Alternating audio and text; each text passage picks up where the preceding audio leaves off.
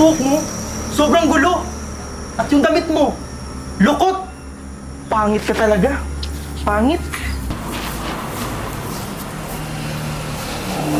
Sino ka ba? Porket taga-varsity at MVP ka ng basketball, mayabang ka na? Siguro ang lungkot ng buhay mo, no? Ulitin mo pa. Susumbong na kita sa principal. Ba't yung pinagtatanggol yung pangit na yan? Ha? Pangit na nga yan eh. Ang baho-baho pa.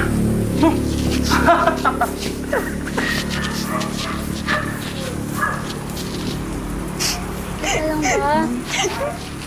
Huwag mo na ano yun yung pansinin niyo.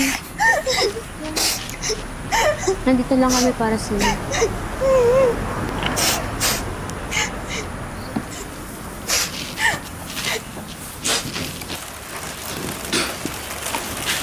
Ano? Kanina pa ako nag-iintay dyan sa labas ng gate, oh. Oras na. Tapos na yung klase. Sorry po pa. Magpapaalam po sana ako. Pa, pwede ka pong manood ng basketball game namin sa Sabado. Championship game kasi po namin eh. Basketball. Ano naman mapapala mo dyan? Eh, di ka na mayayaman doon. Tigil-tigilan mo nga ako. Pero pa, wala ka nang nabigay na oras sa akin. Busy ako. Marami akong ginagawa. Kaya huwag mo ako sama dyan sa kalokohan mo.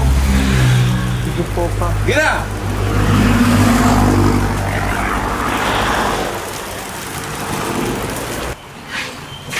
Sige, mo ko malang papuntahan natin.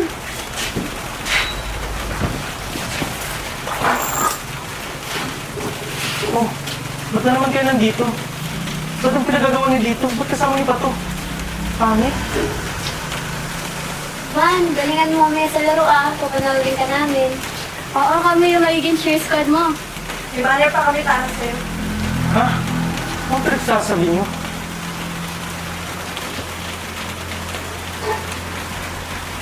Sorry hindi naman sinasadya mapakinggan kayo nag-uusap ng tatay mo. Oo. Kaya mas simula kayo, sasapahan ka na namin. Mas naiintindihan ko na namin. Pasensya na ha. Sa kayabangan at pambubuli ko sa inyo. Wala kasi akong kapatid sa bahay. Namatay na din si Mama.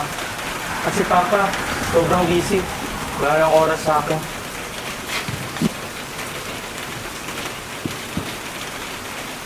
Huwag kang mag-alala sa championship mo. Nandito kami. At mag-iimbita pa kami ng marami para manood sa laro mo. Go, go, go, Van! Maraming salamat pala sa ginawa niyo sa akin. At isa pa, para makabawi ako sa inyo, ililibre ko kayo sa kantin. Tara! Yes.